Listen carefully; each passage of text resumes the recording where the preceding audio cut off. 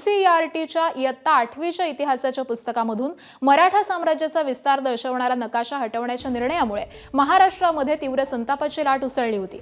मराठ्यांच्या गौरवशाली इतिहासाची छेडछाड केल्याचा आरोप करत राज्यभरामधून विरोधकांचा आवाज उठवण्यात आलेला होता। तर सुरुवातीला हिंदी भाषेतील पुस्तकामधून हा नकाशा हटवण्यात आला होता आणि त्यानंतर राज्याचे शिक्षण राज्यमंत्री पंकज भोयर यांनी या संदर्भामध्ये NCERT सोबत पत्र व्यवहार करून योग्य तो पाठपुरावा केला जाईल असं विधिमंडळामध्ये सांगितलेलं होतं। मात्र त्यानंतर देखील कोणतीही दखल न घेता आता इंग्रजी भाषेमधील पुस्तकामधून देखील मराठा साम्राज्याचा नकाशा हा हटवण्यात आल्याचं समोर आलेलं आहे।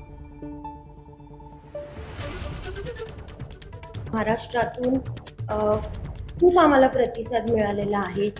वेगवेगळे पक्ष, समाजातील वेगळे म्हणजे संघटना या सर्व येऊन आम्हाला भेटल्या, त्यांनी सुद्धा सपोर्ट दाखवला आहे आणि 24 तारखेला सातारा येथील शिवतीर्थ ते कलेक्टर ऑफिस आपण हा निषेध मोर्चा काढणार आहोत।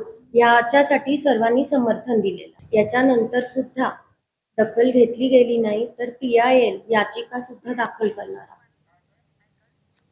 खरं तर या नकाशाबाबत राज्य सरकारनं अधिकृतरित्या केंद्राला पत्र पाठवलेलं होतं, मात्र त्यानंतर देखील हा नकाशा वगळला गेलाय। पाहूयात त्याच संदर्भातला घटनाक्रम नेमका कसा आहे ते।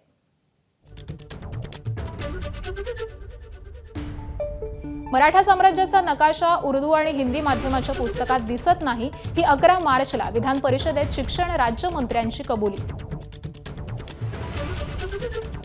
त्यानंतर महाराष्ट्र सरकारनं या संदर्भात केंद्र सरकारला लेखी विनंती केली होती। केंद्रानं पत्राची दखलही घेतली नाही। शिक्षण राज्यमंत्र्यांच्या पत्रानंतरही इंग्रजी माध्यमाच्या पुस्तकातूनही हा नकाशा वगळण्यात आलाय।